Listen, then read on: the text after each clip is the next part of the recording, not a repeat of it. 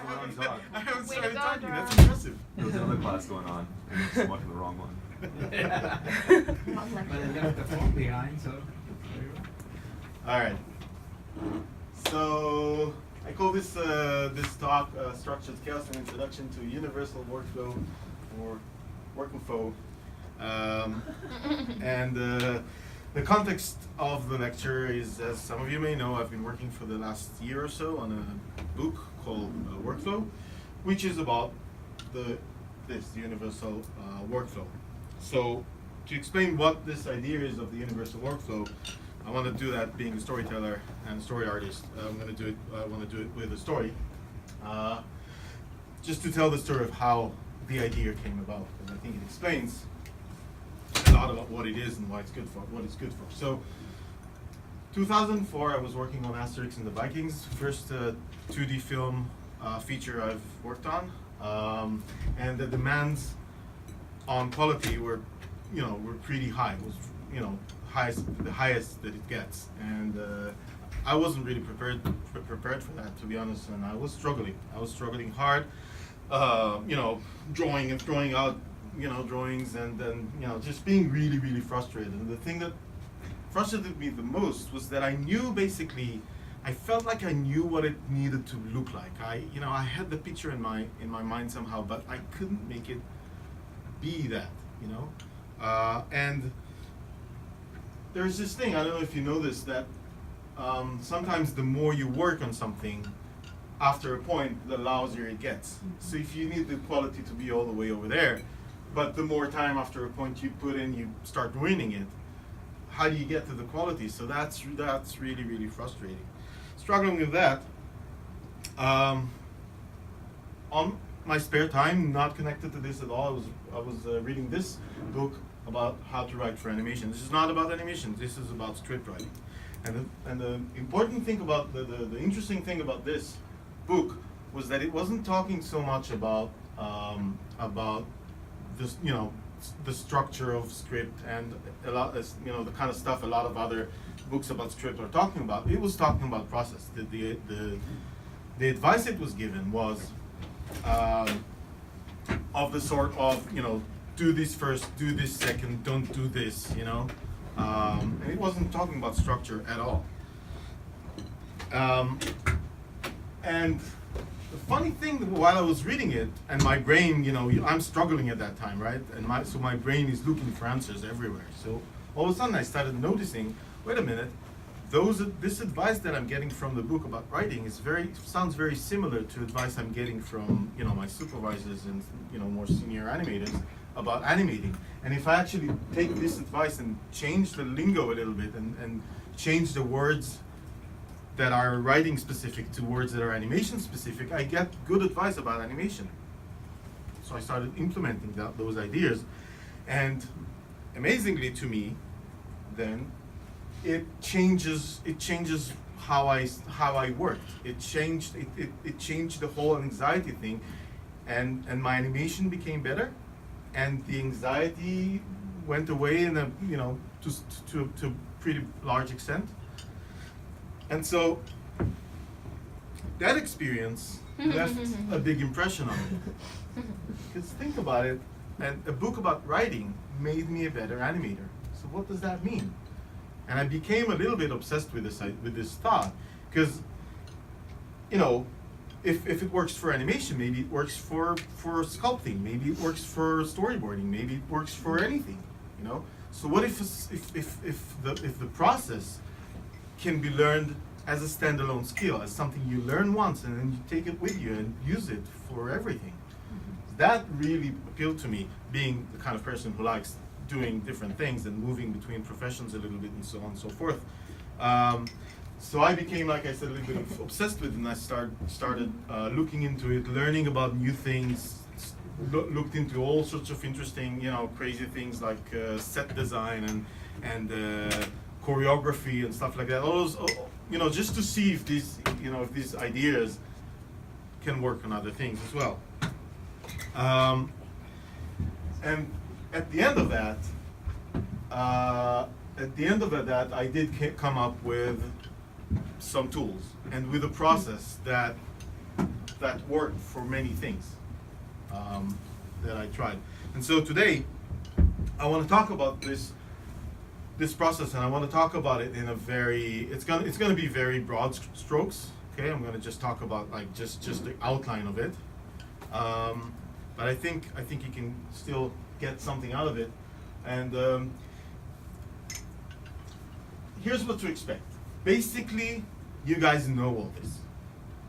I think maybe the thing that I get the most when I speak about these things is just like, I know it, but it kind of put things into place, right? We're all professionals here. We all work in the creative industry, and so this is basically probably how most of us already work.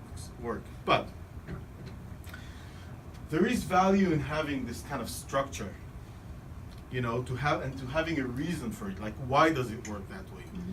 And most of all, I find that language is a really important thing, because language allows us to analyze and to think about things, right? What is, you know, for example, in animation, we have something called anticipation, right? Anticipation is going back before, you know, going forward into motion, right? Gathering thrust. So as an animator, if you know that word, you can see your own, you know, your shot or somebody else's, and you can analyze it. You can say, hey, it needs more anticipation. So that word allows you to make the work better. So the language of the process, if you kind of have names for the parts of the process, allows you to analyze the process and to make it better.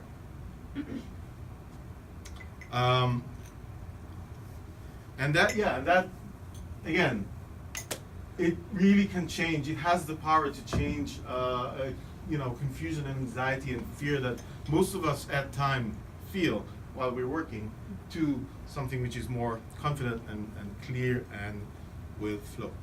So, I'm gonna go through these 5 elements today.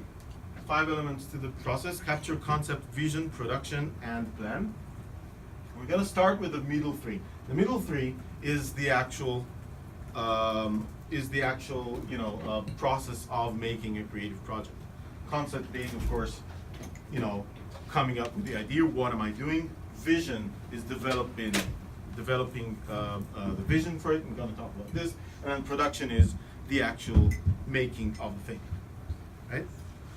And as I talk about it, I'm gonna try and put it into 3 different personas. All right, like imagine 3 different team members inside of you that each having a specific mindset and a specific way of doing things. And it's like almost like you hand the job from one team member, one expert to the next. You know, they're all you, but they're different kinds of you. Mm-hmm. So let's start with concept. Concept is, of course, we start with nothing at all, with the blank page, the most scary thing in our business, right? The blank page, you stare at it and you go like, sometimes it's all good, sometimes it all flows and you have what you need, but sometimes you look at the blank page and you say, I can't come up with an idea, right? Does that happen? Mm-hmm. So I would argue that this is actually wrong. That's never the case. You always have ideas.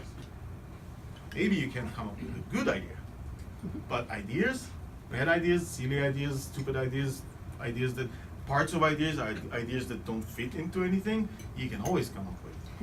And so the concept stage becomes, instead of searching for ideas, we build them.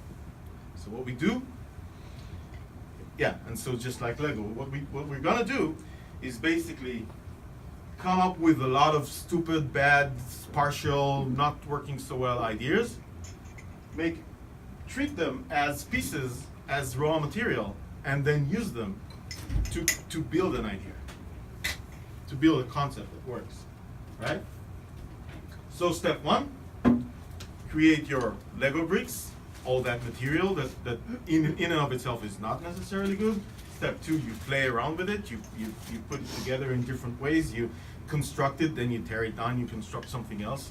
And then step 3 is you take all your options, everything you built, all those little, all those pieces of concept that you built, and you consolidate it into a solution, into a concept that you're going to work with, right? So just as a quick example, we don't have time, because I want to go through the whole thing, the whole scope of the thing. We don't have time to really go into, deeply into the examples. But this is from Asterix and the Vikings again, and this is just, you have to imagine this is one page out of many.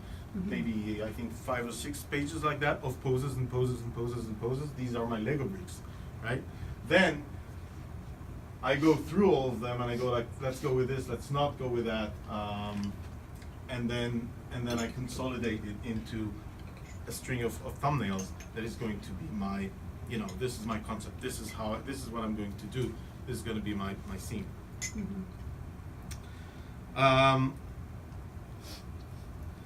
And so the concept persona, if you can think of a playful kid, so you don't commit to anything, you sort of, you're playful, you play around, you don't go deep into anything, you don't solve problems, you don't start going, oh, this idea is great, I need to learn more about it, I need to solve, why doesn't, it's great, but I need to solve it so it works. No, you just go, this is the idea, and you move along. So you have, it's a very playful state of mind. Now, we go to the next step, which is the vision. So, what is this vision thing? I mean, it's pretty easy to it's easy to know why we need the concept, right? Because we need to know what we're doing.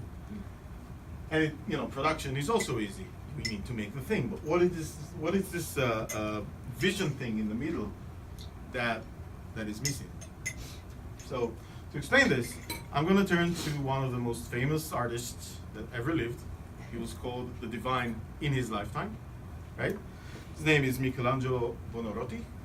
I hope I'm saying the name right. And this is what he says about vision. In every block of marble, I see a statue as plain as though it stood before me, shaped and perfect in attitude and action. I have only to hew away the rough walls that imprison that lovely apparition to reveal it to the other eyes as mine see it. So, this is a very powerful thing. What he's saying is that he doesn't go in, he doesn't start sculpting with just an idea, oh, I'm going to do, David's sculpture standing like this and that's it. He sees it in details in front of him. And you also get the sense that it's more than just work, it's a mission. He has this in his mind, it's locked in his mind. He wants to show it to people as he sees it. So that's a very powerful state of mind. This is completely different. And I felt it many times when I did, an animation shot, for example. If I can see it and it's amazing, the work is completely different than when I just start working and it's kind of vague and I just have like a vague idea of what it's going to be. This is where I get lost. And this is also where I get bored. Because this is never going to be boring when you have that so vividly in your mind. So, but maybe you guys say, what if I am, which I said many times, what if I'm not Michelangelo? What if I'm not a genius? What if I'm not the divine? What if I'm not, what if I can't see a block of marble and see it standing before me shaped and blah, blah, blah? What if I can't look at my Maya screen and see the shot, playing as though it plays before me? What if I can't look at the word processor and just kind of see the story already there? What then? So, the answer is, neither could Michelangelo, right? Because what he forgets or omits to say in this beautiful quote is that there is a process behind it. It's not like he just sees the block of marble and sees it already. There is a process there, and we know this because we know his work, and we know how he worked, because we have his sketches. So this is something called Libyan Sibyl from the Sistine Chapel, and we have the sketches for it, and we can see how he researches it, how he works in order to have that apparition. So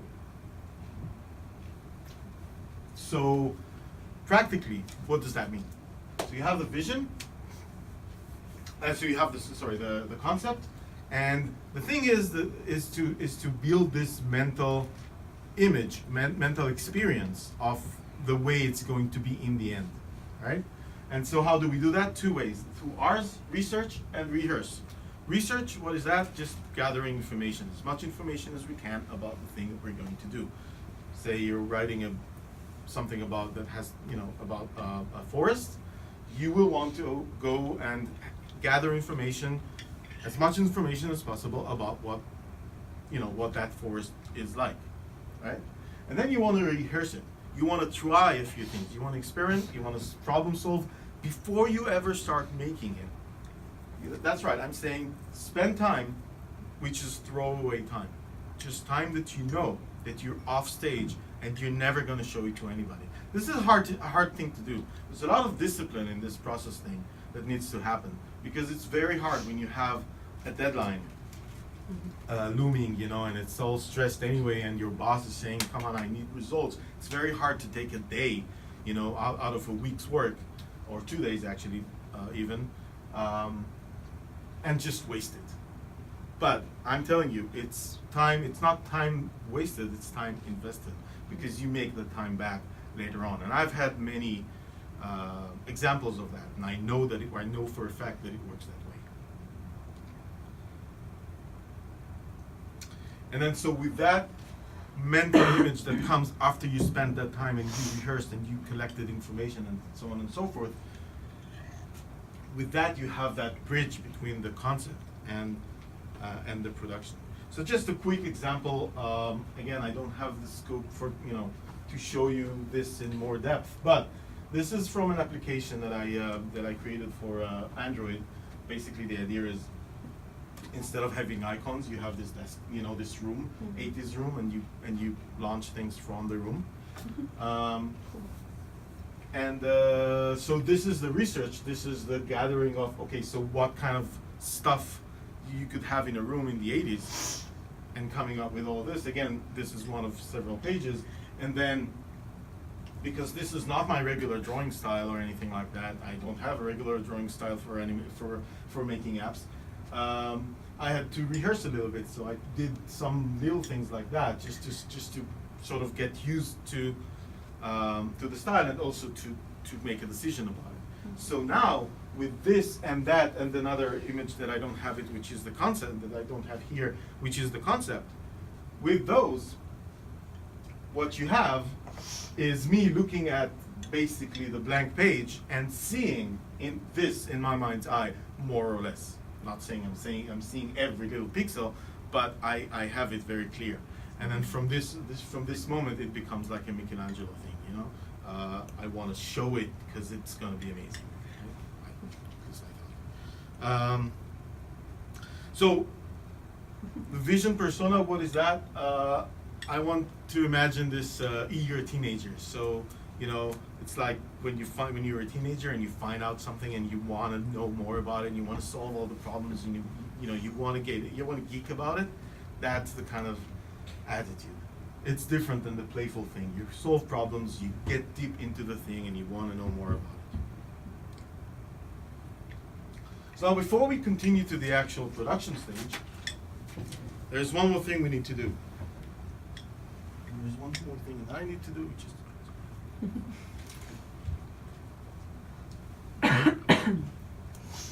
and that thing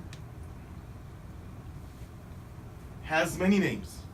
It exists in every art form that I've looked at, but it has many names. So in animation, in boarding, it would be beat boards.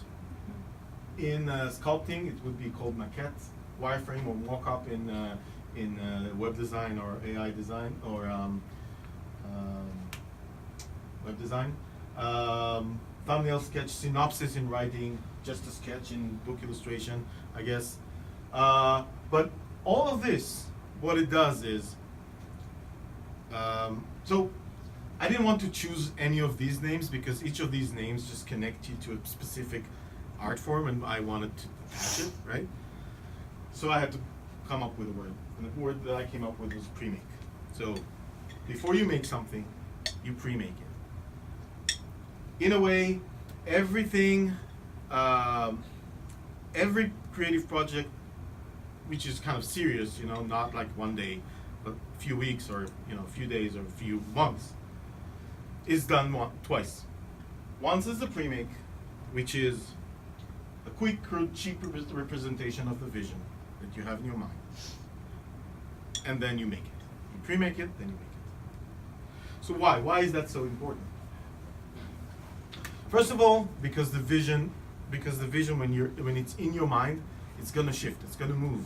The mind is a very dynamic thing. I've had it that within a day or a few hours, I already forgot why I was excited about it and what I was going for, and that vision sort of blurred and or changed or morphed into something else. And if you don't lock it, it's going to move around as you work, especially if the work takes a bit long, like a few days or a few weeks. It's going to shift and it's going to confuse the hell out of you. So you want to lock it, so you're not shooting at a moving target. Second thing is that you see it clearly, because what's in here is hard to judge. Anybody had this thing where you have like a great shower idea, and then you rush out and you write it or draw it or something, and then as soon as you do it, kind of not so great as it was here. Or the other way around, I had that as well. In my head, it was like, and then I tried it, and I was like, oh my god, this is great. So we don't see clearly in our mind what's in our brain. We have to put it out there quickly, but clearly, to be able to see it clearly. And then also, it gives us the option to test it, to show it to other people, to put it in the context. Let's say you're doing an animation shot. What do you want to do before you go in and do the whole thing? You want to put it in the reel and play it, right? So that you know that it works in context. So the pre-make gives us the opportunity to do all this, and the reason it's exactly where it is that it's in a unique place in the process where you already have basically all the information most of the information you'll have, because you did the whole research and the vision and all of this, right? But you haven't done any of the hard work yet. So that's the perfect way to test it. And the image I want to use for that, to help you remember that, is if you imagine the iceberg with everything below the waterline is the concept and the vision. This is everything we do that people are not supposed to see. This is for us, just developing the thing. And then above water is what people actually see. In the end, that's the production stage. The sizes are wrong, but and then everything up to the pre-make leads to it, and everything after it refers to it, right? And the pre-make is this waterline, just between them. This is a very important thing to do. And then now we're ready to start the production phase. And here we get into this interesting problem of the artist and the critic. Basically, whatever we do as artists is we have. So what's this discipline thing? So obviously, by the way, you can't do good work. Like nobody can do good work when your boss is basically right behind your back and goes like, wrong, do it again every time you do a wrong move. Nobody can be creative. Nobody can do great work like that. So we have to get rid of that situation. The way we do that is something I call working in passes. What does that mean? Again, you know all this. I know you know all this, but just having the names is good. What does working in passes mean? Step one, you start with something to change. Something to change means you capture the thing you're gonna do in the most crude and wrong and stupid way, but you capture it. You have something that you can start working on. And just to have something to visualize for that, imagine doing sculpting. You're doing a bust, right? Clay. What are you gonna do? You're not gonna start with the nose, right? You're not gonna start with a base and then build a base and then shape it and then go to the neck and then go to the chin, right? What are you gonna do? You're gonna take a lump of clay, put it in some sort of way that kind of is basically the shape and the size of the head you're going to sculpt. And then from then, you go like, okay, now I have something to work on. And that happens to be the correct way to or, you know, for, at least in this process, the way to approach anything. So if you're writing, the worst thing you can do is to just start, you know, and write the thing with all the details inside, blah, blah, blah, blah, which many people tend to do. What you want to do is very quickly capture the whole thing. Even if it's a book that's going to be 300 pages, you capture the whole thing very quickly within hours, if you can, and then you have something to start working on and grow. Right? Step 2, you stop working.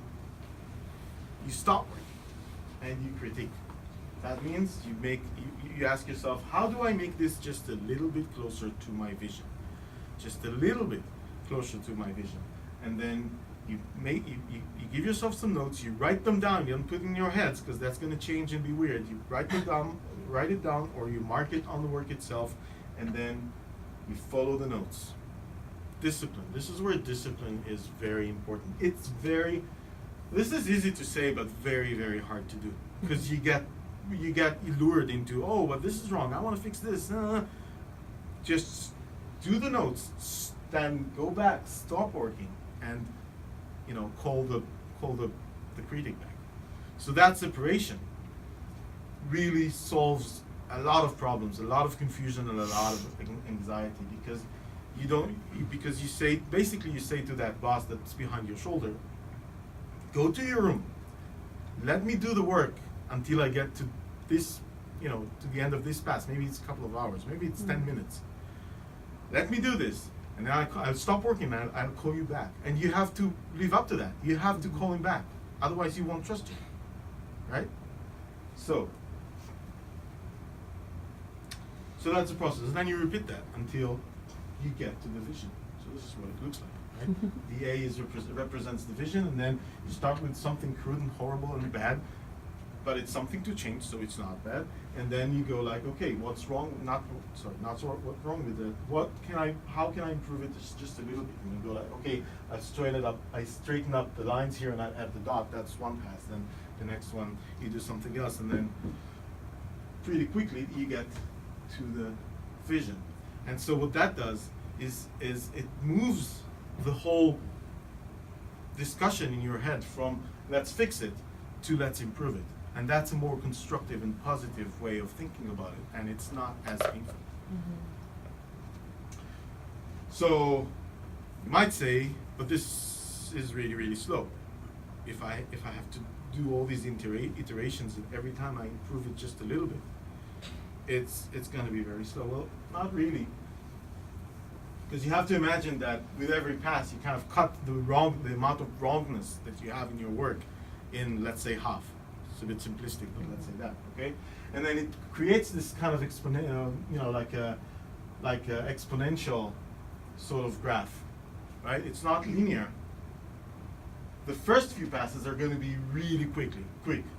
This is the representation of the same idea on a digital sculpture, and you can see that by this point, more or less, it already looks like something, There is a comparison reel I remember from a long time ago that you see somebody doing an animation shot from the Blue Sky thing with a squirrel. Ice Age, yeah. So there are two squirrels dancing there. 31 days. Yeah. After the first, I don't know, 4 or 5 days, you cannot see the difference anymore. Mm. It's like another 20 days of the same thing. So what that gives you is many, many things. First of all, look at the graph. It will never go the thing we saw in the beginning, like going back and being worse the more you invested in. Never again. This never happens to me anymore because I did the preliminary work on the vision, and then bit by bit I know how to, every step I just get a little bit closer to it. The other thing it gives you is this very professional thing that you can say to your client or to your boss. How much time do you have? And I tell you what quality you can get. And people love that, by the way. Clients love that. they feel like they have control of the situation in this case. And then the other thing it gives you, so just to reinforce this, you can say, and I'm saying this many times, there is no minimum time that I need. I can do the work in 2 days if you want me to. It's gonna be here. You want it here, it's gonna be. And then the other thing it gives you is this understanding that 80% is here and 100% or maybe 99% is here. Right? That's a good thing to know when you assess time. Right, let's move along. The production persona is the practical grown-up. Discipline, there's a plan. We know what to do. We've done all the creative work. It's still creative in those passes, but by and large, we're just working to the plan now. So now, here's where it gets, I think, really interesting. Secret number one to a confident, focused process is to manage those 3 personas. Right? And what that means is, if you know at any given point which one of those personas is at work now, and you don't let the other ones butt in, that is very, very helpful. Because in my experience, most of the confusion and anxiety and craziness that we experience on a daily basis, most of us, comes from these 3 personas just fighting all the time and getting in one each other's way.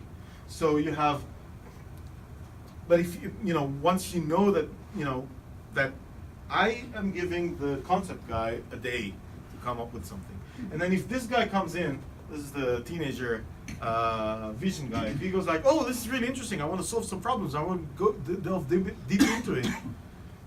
If you as the manager go like, no, this is not your time, this is his time, wait for your turn, and you continue to come up with stupid ideas and to build and tear down and do this and be playful. And then when his turn comes in, he gets that stage, and then if this guy comes in and goes like, oh, I have another better idea, you go like, no, shut up. This is his time now, and let him do the work. And if you can do that, that is very, very calming and relaxing. Again, take some discipline, but it's worth it. Yeah, and again, if you're in production, a lot of the time you'll have this. All of a sudden, you want to start coming up. All of a sudden, you have a new idea, and you want to start playing with it, and you have to tell yourself, no, I am now the grown up. I'm doing the plan. I'm building that table. I'm not doing anything else now. You had your time.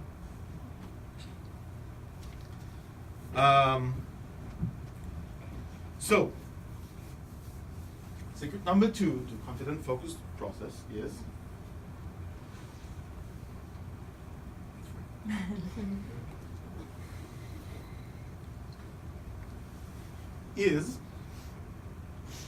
capture.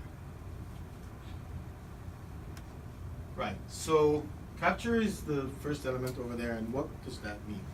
Capture basically is very simple. All it is just capturing the essence and putting down in whichever medium you're working in, putting down a description, a crude and quick description of the essence of whatever it is, something you see or something you think about, or like an abstract idea or a frame that you see, whatever it is, you just take the essence of it and you put it down. You lock it, you capture. So, Eiffel Tower. How many pieces of iron in this thing? Anybody knows? More than 18,000. I can capture it with a few lines. And this is, I'm guessing anybody who sees that would identify it as Eiffel Tower, even though it doesn't have all the information, right? This is the kind of magic that our brains can do. We can kind of compress, like JPEG. It's like a zip, right? You compress. You take the very complex piece of information, sort of compress it to this thing, and then somebody who sees that can sort of in his mind decompress it and see Eiffel Tower through this thing, which is not Eiffel Tower. It's just a bunch of stupid lines. Why is this important? Where does that come into the process? Well, everywhere. Because when you do the concept, what do? You come up with stupid ideas, right? Those Lego bricks are all captures. And when you play with them and put them together, you're still doing the captures because you don't want to spend all the time to actually do any work. You just want to capture those ideas, right? In the vision, we saw, you remember the Michelangelo sketches, right? We use quick sketches to, we use captures to experiment, to solve problems, to capture these raw materials. You remember the app space thing, the application there? Everything was just capturing things very, very quickly. I don't want to do, I want to do the least work. All I want is to capture my ideas. And then, in the production stage, this is a little bit harder to get, but think about it. What is a capture? A capture is a representation, is a simplified representation of a more complex thing, right? So when you do the something to change thing, this first a blob thing, right? What is it? It's a capture of the A that you have in your mind, of the vision. But then the next layer is also a capture because it's closer to the vision, but it is still just a representation, just an approximation, right? So what you're doing is basically layering captures one on top of the others until you get as close as you can to the vision. So basically what I'm saying is that every creative project you'll ever do, in whichever art form you'll do it in, is nothing but a structure of captures. That's all it is. All of creativity is a structure of captures that you layer on top of each other and that you play with. And what that means is that if you just get just a little bit, if you improve your capturing skill just a little bit, what happens? You improve your work a lot because it's going to improve every corner of what you're doing. This is a really, really important skill to get better in. And the good thing is, it's very easy to get better in it because by definition, it's easy to practice. We'll get back to it. This connects to the last one, which is planning. I'm not going to go into the project planning thing because it's a whole different thing, but I want to just say one thing which connects to that structure of captures thing. I want to say this. I don't know if you thought about it while I was talking even, but the whole concept, vision, production thing is okay for for an animation shot, for something simple. Is it okay for a if you write a novel, 300 pages? I mean, you can't really do the passes thing. You can't really read the 300 pages, then suggest some notes, and then do it, and then read it again. It doesn't. It's too big. Also, what if you're working on an animation short, and you have several animators working on it at the same time.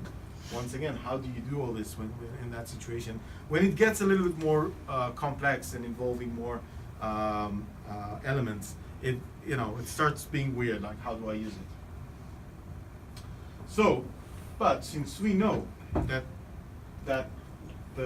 we're talking about this kind of capture within capture within capture and work within work within work, we can think about the creative process as, you know what this is? It's called the Romanesco broccoli, and it's like the best example of fractals that you can actually see in your supermarket.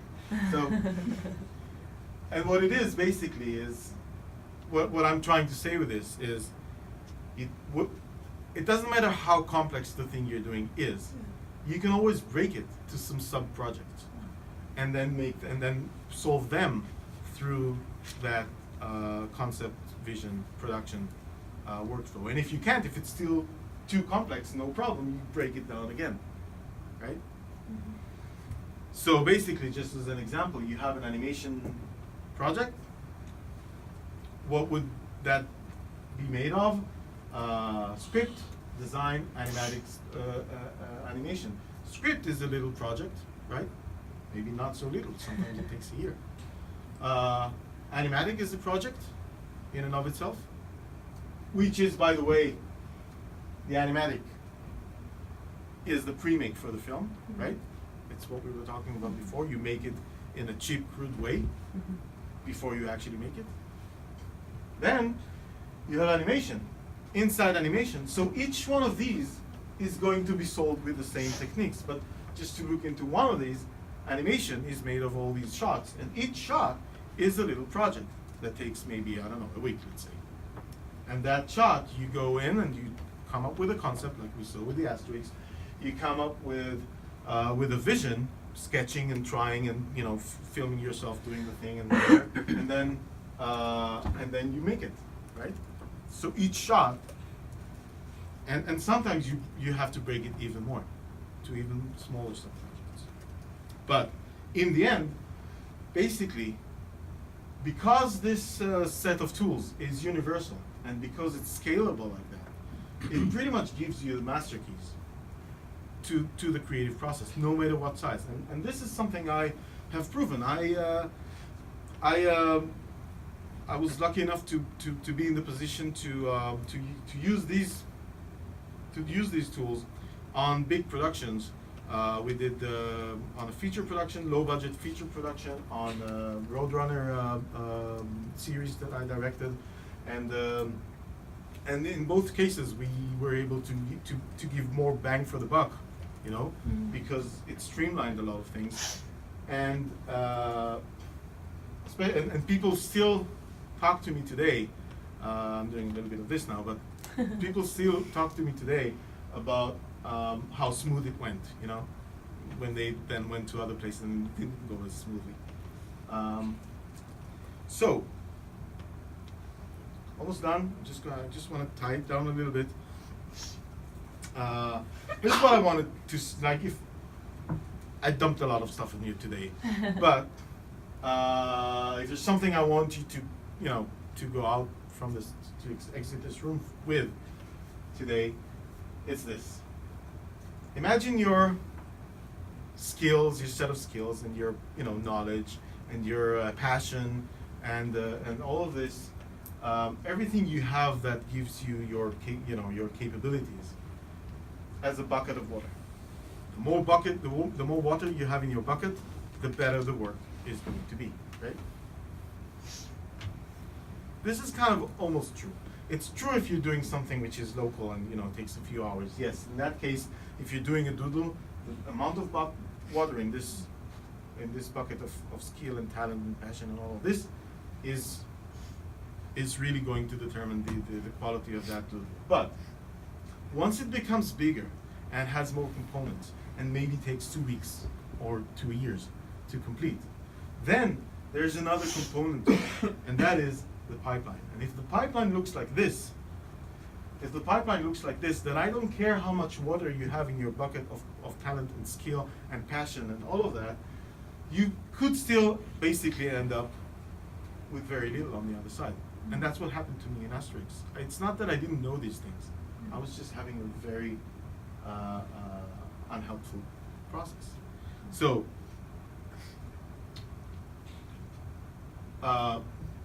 with a good process, I would argue that almost it's more important to have this, you know, I would argue that somebody with half as much water in the bucket, but with a really good process, would get more out of his work, get more at the end of the 2 months than a person with a very, very full bucket, but with a really unhelpful process.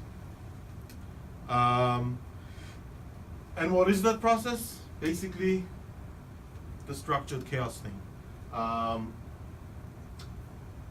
What do I mean by that? I think, hopefully you were able to see it while I was working. This is the whole process. What it's trying to do is to create a structure of chaos, of chaotic pockets. You leave yourself space, all throughout the process, in the concept, you give yourself space to make mistakes, to go crazy, to do wrong stuff, to just play around. Right? In the vision, you stage, you experiment, you come up with you research, you doodle, right? And you give yourself a lot of, and you rehearse, right? Rehearsing is all about making mistakes in a safer environment. So you can be very chaotic and very wrong and very stupid, and it's all good. And in the production stage, right? Step after step after step, pass after pass after pass, you are allowed to be wrong. You're expected to be wrong, only a little bit less wrong every time. Does that make sense? Yeah.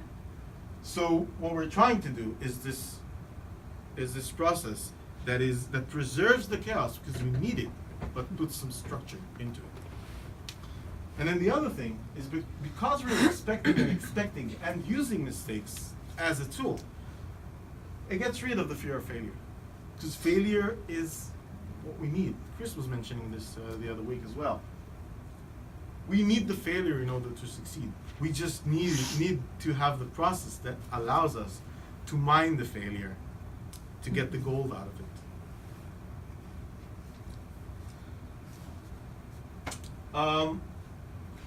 So we're in a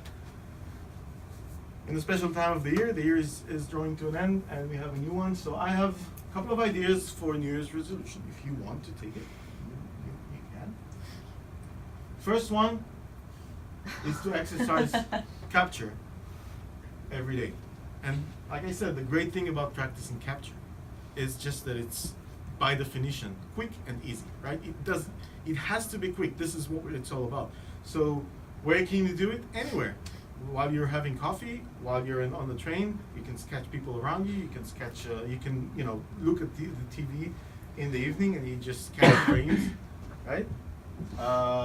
And then you build that muscle of capturing, of going straight to the essence and putting it down really, really quickly.